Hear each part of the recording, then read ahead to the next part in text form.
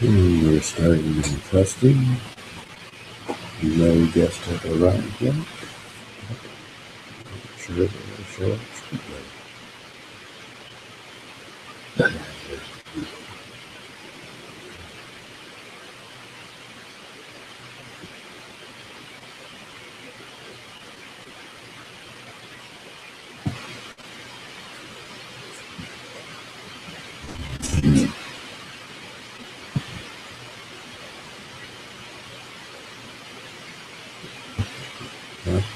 Appears to be.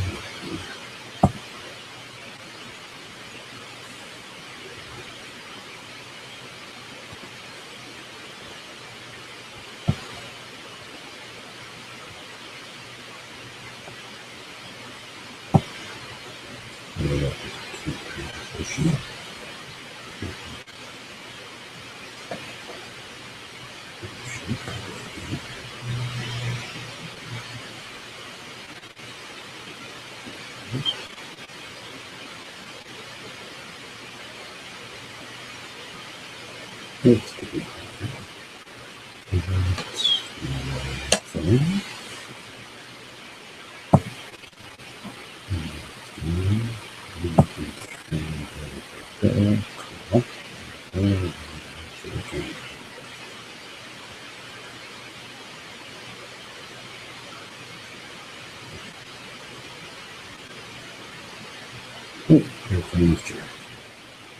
Hi.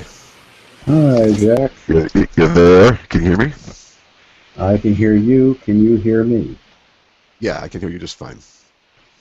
Good. See, First like test done. Yeah, okay. I'm very hirsute lately. It's been, like -20 in Colorado, and the beard feels good. I just cut mine real short yesterday for a Great Gatsby themed party at Fitbit last night. I'll be darned. I just saw that movie, right? That was the Fitzgerald one they made into a movie recently. I saw that thing. Yeah, What's it? The they've guy made a from couple of them. Titanic. The guy from Titanic is in it, right? What is this? Yep, that's the most recent one, I think. Um, Is there a and classic? Is there a classic? I don't remember. My wife would know the Great Gatsby movies more than I would. What about it? Was there an earlier one? A classic? Brad Pitt was the most recent one. No, Leo DiCaprio. Leonardo DiCaprio. That's right. I'm sure there was because Scott Fitzgerald was really big stuff. Yeah. So I'm certain that there had to have been. Yeah. I'm in the middle of something where I search about it. Okay. Right. Anyways, so I'm just here on my couch. You're in. You actually look like you have an office. Yes, I have an office in my basement, and that is where everything of the classical, Jax and Dennis Fourth Incorporated era happened for me down here in this very room. I am in the same place I have been since about 1990 with my computers, and this is my computing universe here. I go hide in my basement and I work, and I go into corporate headquarters at least once every 18 months. Yeah. That's cool. I've moved way too many times, as you probably have watched. I didn't even get to visit your house in Colorado before you'd left. You Right. came here and then you were gone. So. Yeah. What happened? What was that all about? I mean, what happened? You had a job and it lasted 2 years, and that was it. That was Chuck Intellisys. That was the Colorado Castle Rock division of Intellisys doing radio and wireless speakers. And we attempted to do some wireless speakers on Chuck's. At that point, it was a 24 node chip, and it wasn't quite enough. but we did manage to get the antennas 3 foot apart before Dan Leckrone shut down Intelisys. So it was a typical, even in the midst of great good fortune, Chuck is capable of being Chuck, and you went off on another fourth adventure that went nowhere. Yeah, and he's still doing the same thing, and he's now got 144 nodes on his chip, and it's not going anywhere. Although the patent cases have finally been settled, everybody agreed that there's no money left on a immense fortune, but the well went dry. Intelisys consumed everything he won from his patent awards and everything like that? Yes, he had probably the best patent in the computer industry. The one that said you can have multiple clocks between I/O and memory. And that was everybody had to do that. And they were able to get money from anybody that makes a computer. And they piled that money up, but then they burnt it. They burnt it all. Right. Executive furniture for the sales office? A lot of that, unfortunately. After I left them and got back here to California, I worked for Lab 126, which was right across the walkway in the second tower of the corner of Stevens Creek and De Anza Avenue, right down the street from Apple Computer. And that was TPL. TPL paid way too much money in rent, and that was one waste of their money. The other waste of their money was they tried to reinvent Chuck's chip using traditional technology. All right, you've got a great idea there, sir. Let us just fix it for you. Yeah. And see if we can do the same thing. Better than you did, because you only thought about it for 30 years on your own. Right. With your own CAD software. Let's see if we can do it in traditional CAD software using traditional technologies. We already were there, right? That's what happened with Shaboom, right? They took it and they said, well, we have to integrate it into the CAD software we're using, and that was what destroyed Shaboom. Yeah. Yeah. Same thing. That's funny. And just what is this, Groundhog Day or what? Well, see, Chuck is not very assertive, and therefore he's passive aggressive. And I was the same way until I learned that the opposite of passive aggressive is assertive. Yes, right. And it's the only way out of that rat race, that circle. And he still has not learned. But he had more money than he knew what to do with. And so other people figured out what to do with it. Yes, well, right. That's he trusted a partner. He trusted a partner. Yeah. Dan Leckrone was, and I met Dan, best lawyer I've ever met, best shyster lawyer that I've ever met. He was good, too good. And he saw the opening. He saw that Chuck could not protect himself, and therefore stole everything. Stole the patent, stole everything. Stole the company and then shut it down. And that went on for until this last year. Didn't that happen with Shaboom too? Wasn't that how that ended? That was Patriots and Scientific, if I remember right.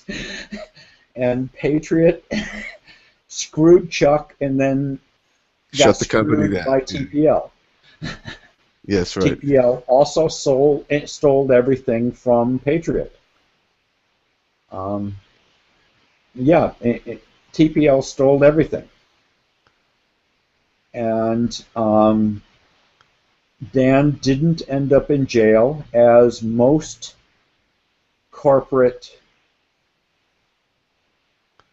raider, the white collar criminals never end up in jail. Well, not entirely. There's a few of them that ended up in jail. Well, there's that great comic strip by Brad Giger. He used to do Gray Something Hall, and now he does Evil Incorporated. And the point of it's a superhero comic strip. Giger draws classic, corny, correct-lined, superhero nonsense. He has a bunch of invented superheroes, invented supervillains, but and they're satires of the DC and Marvel universe. They have, ridiculous powers that are satires of things like that. But the point of it is that the bad guys have formed a corporation because, the super villains have formed a corporation because they found you can get richer, but you could rob more people by obeying the law than by breaking it. Is the theme of the comic strip. Absolutely. You can make much more money by bowing to the powers that be, playing the game. And you don't sound at all bitter, Dennis. And I'm not at all bitter. I am merely. My wife is much more bitter than I am. She's more bitter that Apple. The amount of money that I walked away from Apple is just enormous. I sort of did too. I made a lot of money on their stock, so I sold it and paid off my house, so that is 50 times more valuable now than it was then. So in a way, I did too. Right. I felt I'd gotten mine. So I was happy. I didn't want to take any chances. And that's sort of been my. Well, I'm cross between not wanting to take chances and walking away from the golden goose. I walked away from Apple and knew that I was walking away at the time, but I was pissed. I am still pissed at Dan and Intellisys, and I would have gone down the route of where the remaining employees of Green Arrays are, with no savings, because they all pumped money in, and I have no savings now. I have to continue working, and that's just the way life is for me at the moment. So what are you doing? I'm now working for Fitbit. I'm doing wrist stuff, wearables now. I learned after getting laid off from Intellisys and with a house in Colorado, that there you go. You're playing. Good for you. Yeah, here we go. Let's see if this works. It seems to be flickering. I'm not sure what the story is. It's not flickering for me that I can perceive. Okay, let me slide one. Come on. Here we go. Yes. But after getting laid off there, I went to a company in Minnesota and lived in a piece of shit trailer that was falling into the ground. That the ground was the earth was trying to reclaim. And the walls moved. I can understand that. then I got back into California on a 3-month contract and just drove across country and said, good, I'm back. And left my wife in the trailer that was sinking into the earth. And then got her out here, and we left all of our stuff back there. No, well, no, I loaded it in a moving van. No, we didn't have the movie. That's right. That you stayed back there until we got the. No. We paid. I can't remember. Yeah. Our furniture was delivered 2 weeks after I got to California. Right. It was. Well, it's lucky they got so many orange crates in California then. Yeah. And we ended up getting back there. Getting back here, and then I got a job at Lab 126 and got pissed off at my boss and ended up, he lost his job and I lost my job. Hey, remind me of something. What was Davka's real name? Who? Davka, the guy, the little fourth guy who ended up taking his own life. You remember him, right? He started calling it late in life. He started calling himself Davka. He had a resume that had a new job every 3 months that went back 30 years. I don't recall. What the hell was his name? And then finally, he just was off somewhere by himself. Couldn't find a job. He took his own life. It was very sad. I was trying to remember his name the other day, but I remember him by the Yiddish Jewish name he assumed late in life. He called himself Davka, which means precisely thus or something like that, or hey man, or imagine that, Davka. I somehow missed that. It's. He was one of us. He was on the standards committee for a while, or he'd made comments on the standards committee. Okay. He was one of the guys. Remember, there was another guy who remember this one guy wrote to President Bush because we were going to make not bitwise instead of logical or something like that. And he wrote a letter to President Bush that he should intervene in the fourth standards. We had a lot of crazy people on the committee. We have, the fourth industry has attracted the people that are different, the people that Steve Jobs learned to value. Yeah, right. Well, geniuses. I mean, the chess community, it's the same bunch. They're all borderline autistic. Yeah. Like the libertarians, which is my political party, they're all borderline Asperger's syndrome, or full-blown Asperger's syndrome. Yeah. The Dave Carlton, who I worked for at Apple, was of that ilk, and unfortunately, many of the people have suffered from degenerative diseases. Don Colburn was one. He was one of the geniuses. Dave suffered from MS. Both of them suffered from MS. And, what was Colburn's product? He had a fourth interpreter. I remember. What the hell was his thing? He was Mac Fourth. Mac Fourth. Right. Now I remember that. Right, and when he came to the standards committee, he was riding an MS scooter. Yeah.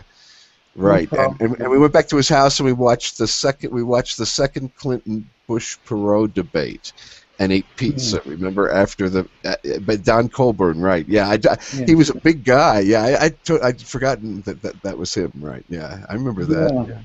Yeah. So is he? And he passed away finally from that, or was he still alive? Yeah, he's gone. I know I heard, but I just can't. Yeah, and he sold Mac Fourth to Elizabeth. I think ran that for a long time until they finally gave it back to Ward. And as far as I know, Ward's still trying to push it, although he's not doing anything with it. We burned out a lot of people. Partly with the standards committee burned out a lot of people. Well, there was no economic engine for it. It was going nowhere by then. By this time of the standards committee, Forth was going nowhere, and we all know there are reasons here and reasons there why that happened. But it was we didn't have anybody that was an entrepreneur that knew how to make a lot of money. Those weren't there. But Chuck managed to do it. He made a lot of money. but lost it all, right? Yeah. Yeah, it's all gone now. Yeah. And I keep hoping that we might come back and somebody might grab onto the chip. But even the chip is a solution without a problem. It's just what he wanted to build. Yeah, I know. I do the same thing, and this is why I'm not rich either. But, you know, I write tools these days. But you know, I don't really program for fun anymore. You know, that's not. You know, I just do it because I just do it when I'm working. And I thought I was done doing it, and this stuff, I mean, it's real fun when I do it. It's just that I can't convince myself that it's, you know, that my brilliant inspirations are going to be the next thing, because I know it's the next thing, and I'm not interested in doing that. I'd be interested in managing it, but not, you know, I don't want to code apps. I want to hire app coders, or I don't even want to hire them. You just buy the apps because there's a million coders out there, and you say, "Hey, I want a this," and they send me, and 1,000 people send you a email.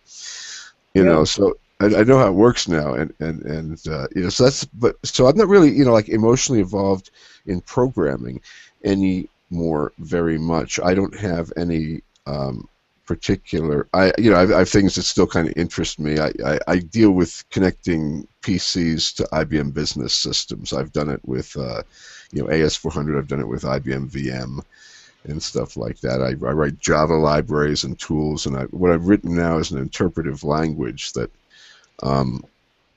allows you to do AS400 operations from your PC, because you can sit there and it's like, you know, it's an interpretive language. You can write little programs and it can compile them, you know, and you can run them every night out of you know, cron on your Linux box to go out and do some day-end processing for an AS400 or something like that, or a VM box. So I do stuff like that. I really enjoy it. I kind of like it, and I still like mainframes, and I still like computing, and I still like thinking about quantum computing. But I actually spend more time studying chess than I do programming, you know. So that's interesting. Yeah, chess can be all-encompassing a little bit, and I have not been that obsessive that things will gather my interest that long. I bounce all over the place, and I've settled onto manufacturing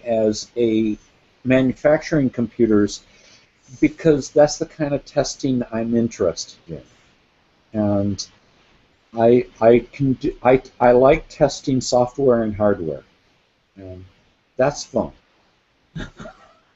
Yeah, I right. can break it all. There isn't a piece of code or a piece of hardware that I can't break. Right. You have a portable Murphy field in your pocket. Yeah. Yeah. It's fun to break things, and I get to do that professionally. Then figure out how to solve them and how to prevent me from breaking them. So what do we have to produce for FIG today? Do we have to produce a spot or something? You got to trim a video or something and turn it into a promotion, or what? No, we have accomplished our goals. We have created a video because it's being created on the fly. And that's what I love about Google Hangout, is I don't have to edit a thing. We have created a entertaining video and a stream, and I have the link right here. In fact, And can you delete it? That's my question. oh, I can always delete it. Yes. Okay, because I think that we probably crossed over the line into actionable statements at least once during our conversation, just joking around, you know. Yes, but I don't care. Okay, Do you have enough for anybody to come after? you know, well, the point is, I had no intention of, you know, passing judgment on characters in the fourth community whom I knew only peripherally. Really, I was never, you know, I was not part of really the Orthodox crowd. You guys were kind enough to let me hang around with the real fourth programmers, but I was very, very much a latecomer to the community, and a lot of these great historic figures, I got to shake hands with them, you know, but usually my only relationship with them was being in conflict because I was a rather rude 42-year-old guy, you know, or 35-year-old guy, or however old I was. I guess it was about 36. And I remember bringing you on board, and that was fun. Yeah. And that was back in the days of Genie, and yeah. Yeah. Oh, geez, Ginny. You know, oh, I forgot about that. Oh my God. Yeah. I remember doing that, and you were one of my reasons for gray hair. Right, absolutely, Genie. Oh my God, what the hell that was supposed to be? You know, I didn't realize, I didn't really understand the fourth community until years later. I mean, it wasn't until like about '93 I finally, you know, kind of. It's like there were like two fourth communities. There was the community that existed in my mind, and there was the one that was really in front of me. And it was about '93 I finally just was able to reconcile the two and understand all the pressures on fourth that helped keep fourth from being any kind of commercial success. So. And it was interesting. It took me a long time, and I'm not sure I fully ever have given up on the fourth community. No. But it certainly is. I realized long ago that I could not turn it into anything myself. Right. It was like, you know, it was like being part of a garage band, a really, really large garage band, and it was what it was. And you could either like pick up your instrument and play, and pretend that the guy next to you was not out of tune, or you could go home. Correct. And I learned how to play with it very early, and not get too emotionally invested. I learned how to keep my emotions into check, but it still tugs on my heartstrings and says, "Oh, wouldn't this be nice?" But no, I rarely program in it anymore. You know, I wrote an object-oriented fourth in Java that's up on. If you want to play with something, I don't know if you ever looked at Fiji.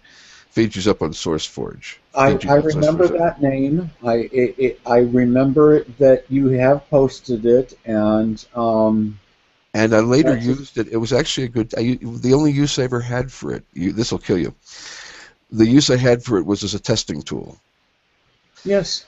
Later, that's not what I meant it for, but that was what it ended up being, and the reason was that the last big open source thing I wrote before the AS400 operations language, which I wrote because I had worked for it. You know, they wanted me to write tools, so I wrote a language, and it was open sourced. But after I wrote Fiji, I wrote a Java library that allowed you to. I wrote a Java layer for a protocol that IBM uses to provision VM machines. In other words, they have a remote protocol that allows you to do operations, and they use it's the back end of Tivoli. Tivoli is their GUI, you know, operations manager, and the back end of it uses this protocol, and the protocol is basically text-based TCP/IP. Okay.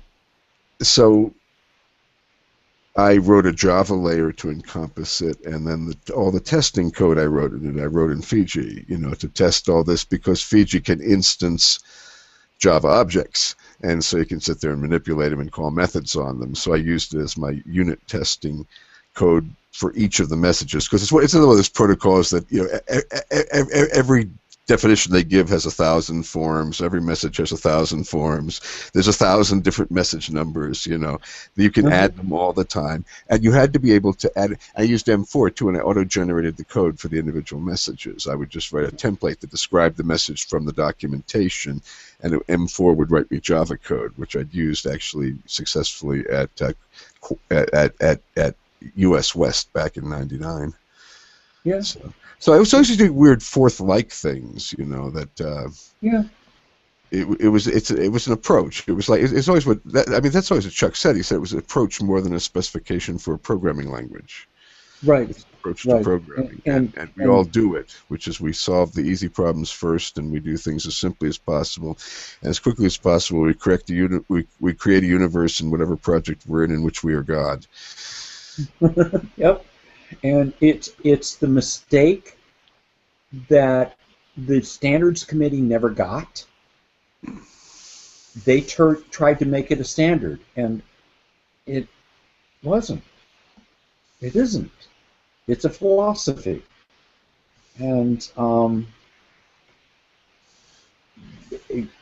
I still have not been able to reproduce that concept in what I do. I write in C now. I write in Python. I write in what's convenient. I write in shell script. Whatever I need to get the job done. And I try to stay very low so I don't have to use Java. Well, right. I see what you mean, but Java's kind of like at this point you have to have done Java for 20 years to be able to do Java, and there's not time to do that again if you didn't do that. Right. It's inexplicable, and it's falling apart, and they're destroying it, and it's just like we're hanging on to the wreckage of Java, and writing useful code is kind of what's happening in the Java community. So it's not the time to join the Java community. It's time to find a way out, find an exit strategy out of the Java community. But I write it there because it's convenient, because it runs on everything, and it doesn't require different make files for every platform. Right. NetBeans runs on everything I care about, at least in terms of as a development environment. And I've been using NetBeans since '96 or '97. So if people tell me, "Why don't you use Eclipse?" Yeah, I looked at that around 2000 to 2003, and I realized in 3 years I hadn't learned as much as I was going to, more than that I'm ever going to know about NetBeans. I had learned as much about Eclipse, and I was still nowhere. So it's too big, go away. Which is really the fourth philosophy. It's too big, please go away. You don't exist. The whole world of programming is something small enough that I can manage it myself. Yeah. So, anyways, we have pretty much. If you are satisfied that you can do what you need to do 2 weekends from now. Well, I mean, I could make you look at my screen.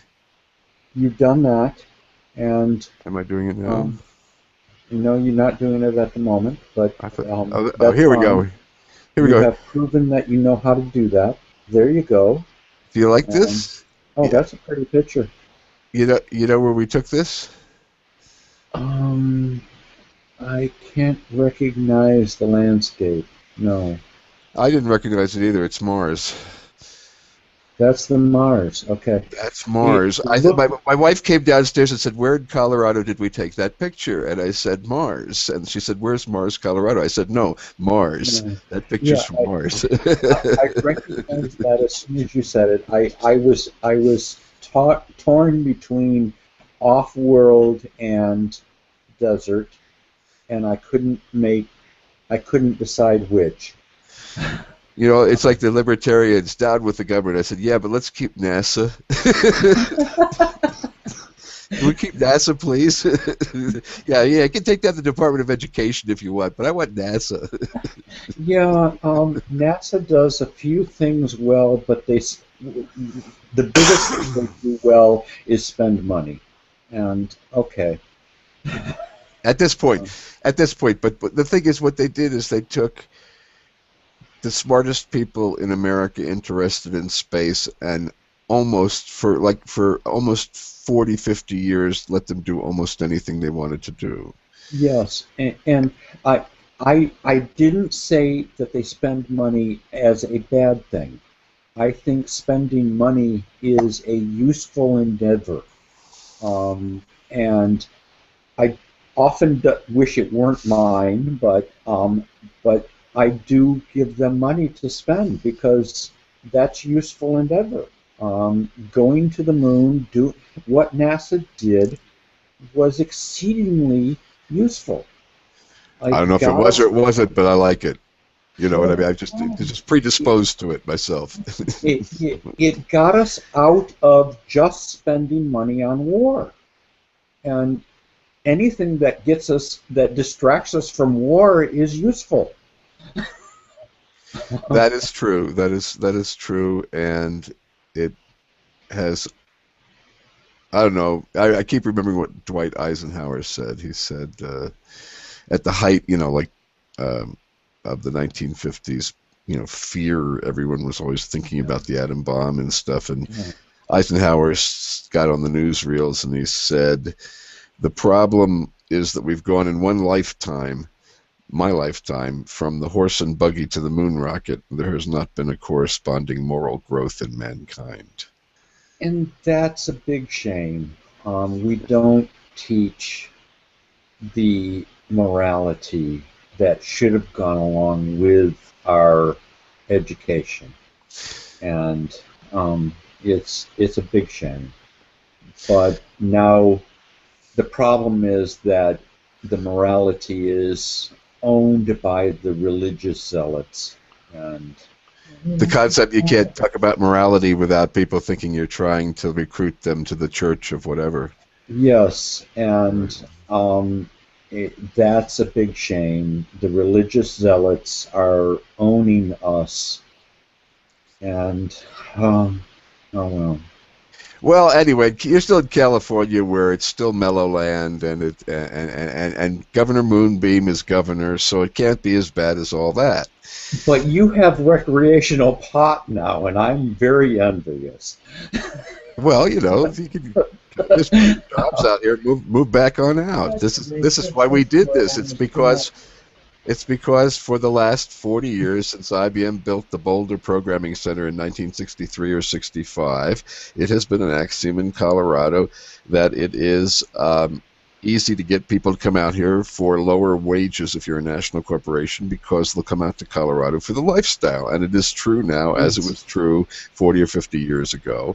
And you're welcome to move back to Colorado so you can enjoy the skiing and shoveling your walk in this weather where it jumps from like -5 to 55 in one day. I know. That happened last week. And, so if you want to come out here and be part of all of that, but you have to take the good with the bad, Yes. you're welcome to move back and take a job, because there's plenty of them. And if you're looking for work, I mean, Dennis, if you're bored and you're looking for work, I mean, there's a lot of work out here right now. It's actually picking up.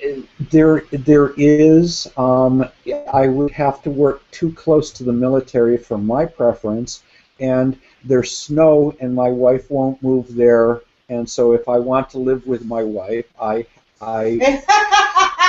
really. Dennis, are you aware that there's a day are you aware that in Colorado there is a day in the spring, the end of the season, where the young ladies snow naked on the slopes of the mountains? Are you sure that you couldn't come out here on a house hunting expedition, maybe just to scenario-wise sometime in this? No. My wife slipped on some bad ice in Minnesota, and therefore her back is totally messed up, and she will permanently messed up, and will not move to anything that's slippery and white. And Right. we will not go there again. And Yeah. I'm sorry, the weather is almost perfect here. Where are you now?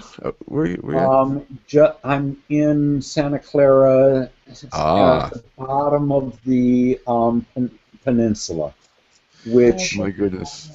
is not it. We have weather, which is different than LA. I tried LA. LA has no weather. I Wait, mean, it's are there boring two as Santa hell. Claras? Perfect. Isn't Santa Clara up in like near San Francisco? No, Or Santa Clara is right next to San Jose.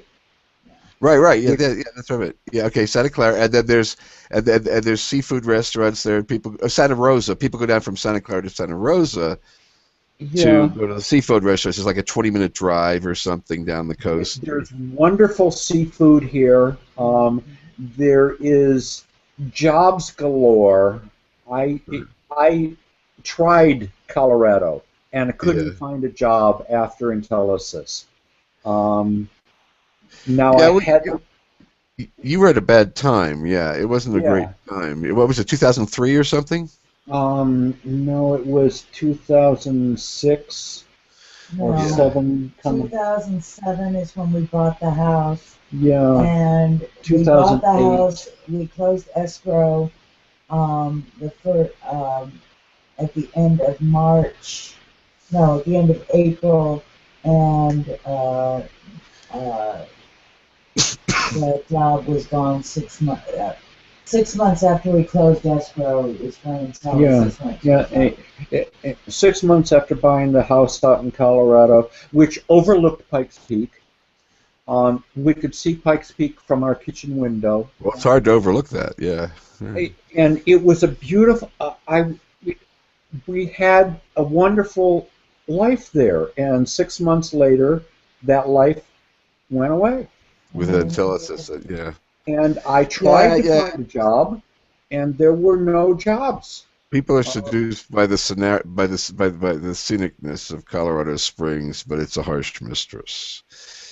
It's a yeah, harsh mistress. and, The job market is not as diverse down there as it is in the Boulder, Denver area. It is certain kinds of jobs, and that's it. So if you had been exactly. ready to hop up to Boulder instantaneously and go work for some startup making computerized tennis shoes or something, you would have been home. But Yeah, of course, not right then, not that year. That was just a horrible time to be unemployed because the market for programmers had already collapsed here around 2006. Was already collapsing right, around right. It 2006. was already collapsed, and there was nothing. And I struggled from then until I got back here. And now, this last one, my last job switch to Fitbit, was 3 weeks. Oh, I cool. was out of work for only 3 weeks. And I cannot do that anywhere else in the world without moving. without moving. And no, Yes, yes, yes. We are the you know, Colorado is the #4 area for programming in the country, but of course Silicon Valley is #1. So yes, and no, I'm not moving. We will move one more time in our lifetime. that's to That assisted living, right? Yeah. No, it won't. There may be a second one after we move the next time. Once we're out of bankruptcy and can then actually be qualified to buy a house, we will buy a house and attempt to live there until somebody, and maybe my kids, put me into a home. Yeah, well, that's kind of what's happening with my parents right now. Actually, it's kind of funny. I mean, they're still together in their minds, but they can't handle it physically anymore. Yeah, So I had to bury my dad a while ago from Parkinson's, and my mom is still alive, but she's in effectively what could be an assisted living place right right, now. right. She's in an apartment that she doesn't have to move to another. Right, she's in an apartment building that, as far as I know, could do assisted living. And so, Can you imagine having this conversation, during lunch at one of the fourth standards meetings back in the 90s? You know what I mean? Life has yes, changed. nothing's changed. Yeah. It's the same conversation. Fourth is still dying. So, righty. Like General Francisco Franco in the 70s, right? When they on Saturday Night Live, right? Valiant struggle to stay dead. Yeah, fourth is still dead. Right. And we're still trying to beat the dead horse. Well, who? Who is we? Is Well, there anybody who's in favor of it at this point? I mean, is Tim yes, still in favor of yes. fourth? You know Greg Bailey. Greg Bailey, yeah. Greg Bailey is still fighting the good fight. Chuck is still fighting the good fight. I've stopped fighting it, but I'm broadcasting it. Oh, right. I've been programming professionally in fourth since like 93, so. Yeah, and we're still entertaining the people that have some hope for fourth. So, yes, we're still beating that same dead horse. Yeah, I remember on Genie right next to us, there was, what was the name of that language? There was another one that we got mistaken for all the time in those days. It was like, what the hell was it? There was another funny language that was there with us. I don't remember. On Genie. You don't remember? Yeah. I don't remember. There's a lot of funny languages. And we went through an era where languages were popping up every day. Yeah. Yeah. So you work with Ruby now? No. Haven't done any Ruby. As close as I get to a mainstream language is Python. Well, C. You said C. C is not mainstream.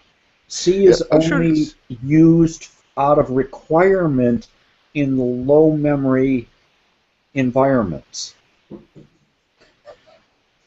So there is no alternative when you have no memory, other than fourth, and people won't risk their jobs on fourth. Yeah. So they risk their jobs on C. I see. Well, anyway, that's pretty funny. Yeah, well, C is a systems language. I mean, they still write operating systems in C and stuff like that. Yes. Still... The root of all languages is C. Sort of, yeah.